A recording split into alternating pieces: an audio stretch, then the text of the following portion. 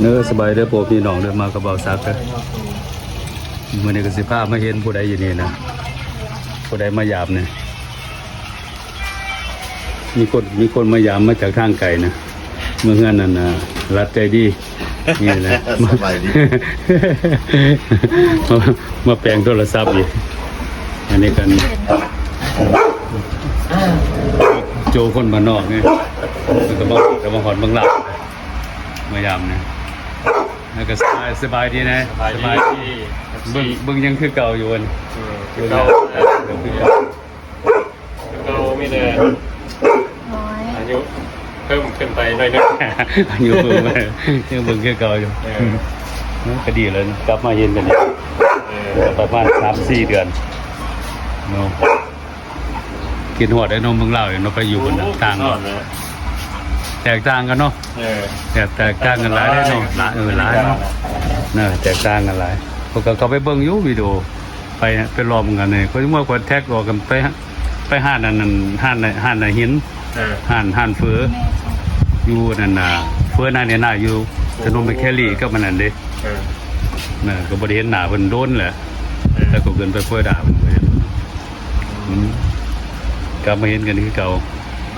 อันนี้ก็น้ำฝนคนงามสบายดี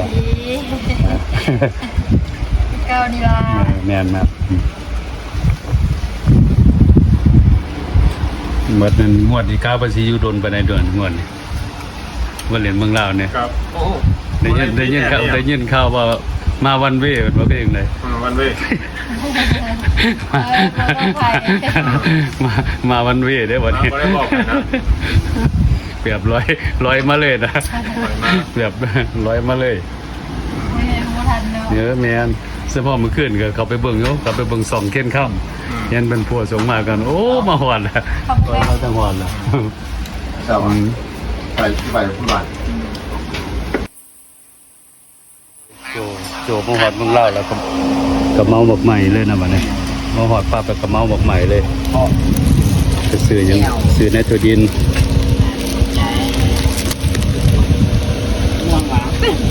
ซื้อหมากยังกับบักม่วง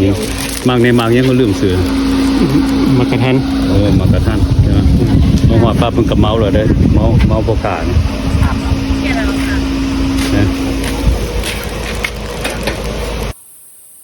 หลายคนกับเมื่อกี้นั่นน้องมณีจันทร์ไงเนี่ยสบายดีนะลูกสบายดีกันแบบซี่นะเพิ่งก็มาเล่นอยู่เงี้ยโอ้โดนเกิดเดือนไปแม่แล้วเนาะตอนนั้นเจ้าก็ขึ้นไปใส่บ่ตอนจะทั่วมาโอ้เฮาเมื่อสวรรค์เมื่อสวรรค์ลงมาใต้โดนแล้วก็บ่ได้เห็นกันมากันวันที่10นั่นแหละเดือนปลายนะก็โอเคที่เดือนนี้ก็โอเคแล้วเนาะตีกันเลยที่นี่ใครแต่มีผู้นี้เป็นโมนอนน้ำผู้นี้แหละไปมากันมีแต่น้ำผู้นี้แหละใครแต่มีผลเป็นโมยังวะส่องมันก็เปิดใหม่เนาะส่องกันบอกกัน FC นะการยังบ่ทันได้ว่าเปิดใหม่ยังบ่ได้เปิดวะโดยจักสิว่าใดๆกะละว่าตั้งแล้ว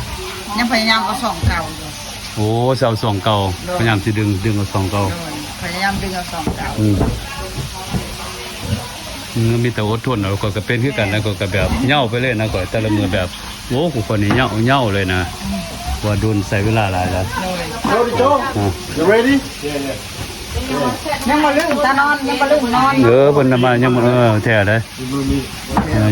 ยังบ่ลืมนอนเลยนะครับเพิ่นก็เพิ่นเข้าก็มาเมื่อวานนี่เด้มาเมื่อวานนี่เมื่อย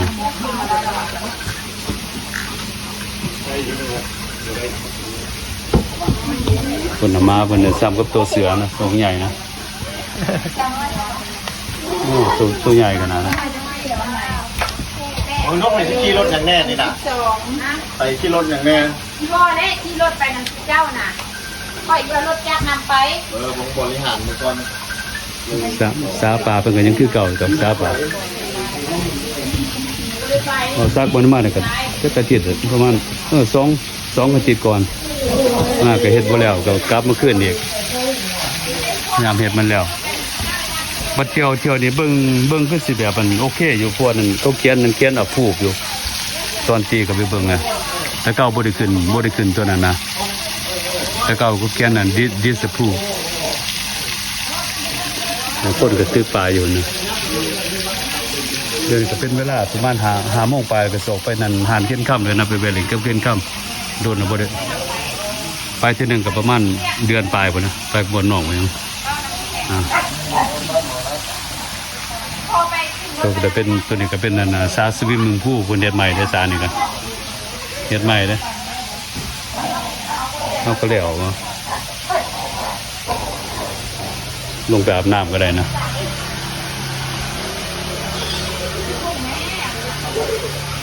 ธรรมดานี่น้ำเนี่ยมันต้องแบบมันต้องมีแนวดูดออกดูดเข่าเนี่ยเนาะตัวนี้มันก็ได้ดูดออกดูดเข่าอยู่ว่าตัวนี้เลยเขาซักกระโม่นะ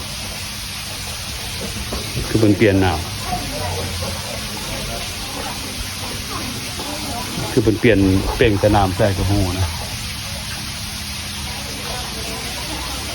แต่เปิดปลาแม่ในสิมันก็สิคุณเด้แต่ร้ายคนอาบเนี่ยเป็นสาหนามเลยสิเนี่ยตัวนั้นก็คือสิเป็นทอเปล่งน้ำออกมานะคือสิเป็นทอเปล่งน้ำมา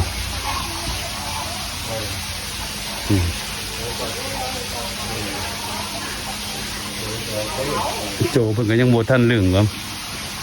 เพราะว่ามาจากอเมริกาเด้เวลามันก็บ่คือกันอย่างนี้มันก็เป็นนันหาโมงอยู่ผลก็สิเป็นตอนยังมันคืนเนาะมันก็สิลึงนอนเลยนะมันก็ออกมาเมื่อวานเนี่ยออกมาไอ้รัดน้ำเนี่ยมันก็ได้เปลี่ยนบ่คือเดี๋ยวมันหมุนบ่คือจังไดนี่มวยจิ้มเลยนะแล้วโอ้มีแต่เติมใหม่คนละคือว่ามันปิ่นจังซี่เฮ็ดเองเนาะมวยจิ้มโอ้มีแต่ปล่อยเต็มแดดมากับน้ำใหม่มาโอ้จะปล่อยจะใส่ปล่อยลงน้องน้ำเลยวะน้องเขาบ่ได้ใส่น้ำยาเลยนะธรรมดาโอ้เพิ่นเปลี่ยนเพิ่นหลังจากมันเปื้อนมันก็ปล่อยลงสระนี่เลยนะปล่อยลงสระพยายามเติมมันก็เติมใส่นั่นเลยนะฉันพอมีท่อออกมานะได้ตัดดินแล้วก็มันก็ได้เองจะนำกระสอบไปหาเช่นคำนะแซ่บนอนเลยเป็นหน่อไม้เป็นปลูกอ้อมสาเลยนะวันนี้ปลูกอ้อมสาเลยหน่อไม้หยักบอกว่าเจ้ามันก็จะเป็นโฮมอยู่ได้นี่ตัวนั้นปลูกก่อนขึ้นจะเป็นโฮมนะปลูกอ้อมสาเลยนะต้นนึงเนี่ยสาเลยนั่นนี่แล้วก็แถมต้นไม้อื่นถ้ามันใหญ่มันแบบเป็นโฮมเลยได้นี่แบบเป็นโฮมให้ปลาน้ำอีกนะมันขึ้นไว้แม่นว่าอ้อมสาเลยแต่ค่ะตัวนี้ก็เป็นสาปลา15มี15นอเดี๋ยวนี้ร้ายขนาดเลยปลาเนี่ยก็ร้ายขนาดปลาเป็นบทสาจึงเจอต้นนี้ก็ปลูกไม้เป็นว่าต้นนี้แม่นเนาะโอ้ต้นนี้ว่ะแม่นอันนี้อยู่แต่โดนแล้วเอาดินโปกโอ้ดินกี่โปกต้นนี้ก็ต้นเอาใหม่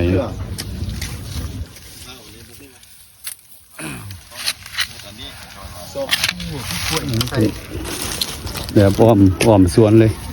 โจ้หูบ่อนี่เนี่ย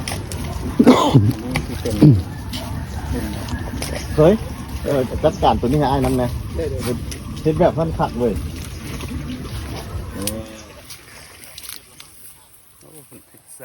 ใส่หลายต้นขนาดเด้คุณสปลูกอ้อมเบิ่งแล้วเนี่ยมาหอดพี่นะอ้อมซาไปเลยปลาเนี่ยก็เต็มนะปลาเนี่ยพอซากไปตอนมาตึกกันมาสีดเบ็ดบ่หอดพอ10 นาที10 ปลานาทีได้10 ปลายตัวไม่ได้ตัวใหญ่เอาแต่พวกกินนะกินแบบ2 ตัวบ่มีตู้เย็นใส่อยู่คนเดียวบ่ยาก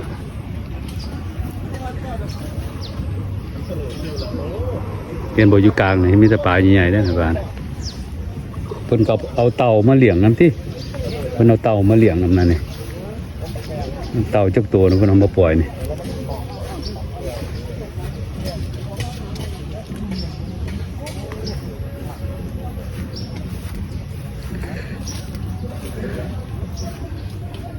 เด้งานเพื่อนมันก็เป็นอะไรนะงานรัดใจดี งานแบบตปอนะ ก็โอเค อยู่คนเดียว2 คนก็โอเค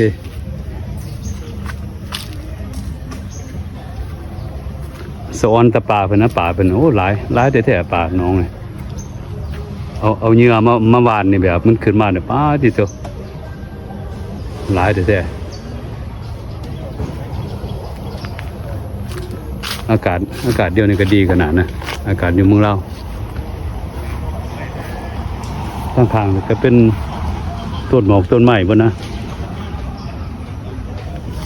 เป็นต้นโนหมอกโนไม้นะคักอยู่จังซี่ก็คักนะงามแต่มีสระนะมีสระ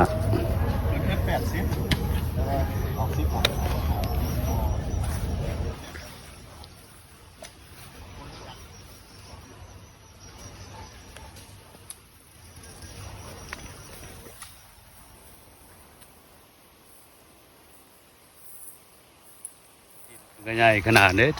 แต่เดี๋ยวไปหาเพิ่นกันพอสมควรนะสาก็มี2 สา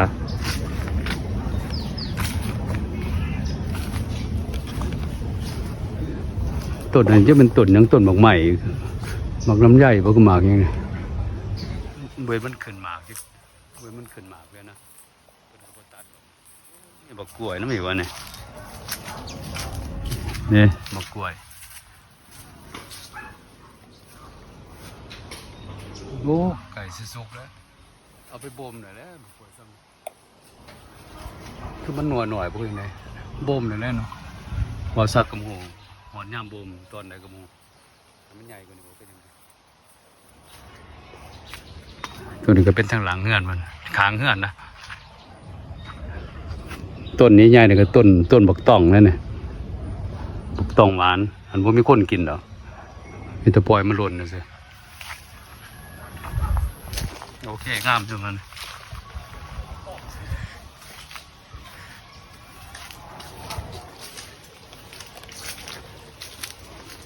ถึงเสร็จแล้วเมืองลาวก็เบาซักเสียมากเกิดเป็นอะไรนะแบบงามแบบตามธรรมศาสตร์นะแบบตามธรรมศาสตร์ต้นหมอกต้นไม้ยังกันเต็มเนาะจ้ะเป็นเงื่อนก็แตกต่างกันอย่างเงื่อนกันต่างกันหลาย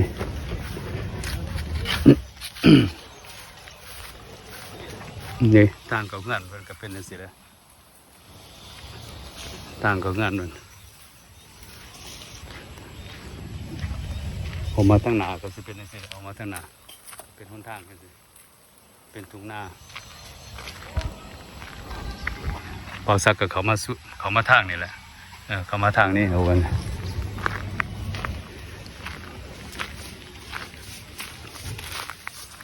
โอเคขอขอบใจหลายๆเด้อมากับกดไลค์กดแชร์บ่าวสักไงขอขอบใจหลายๆ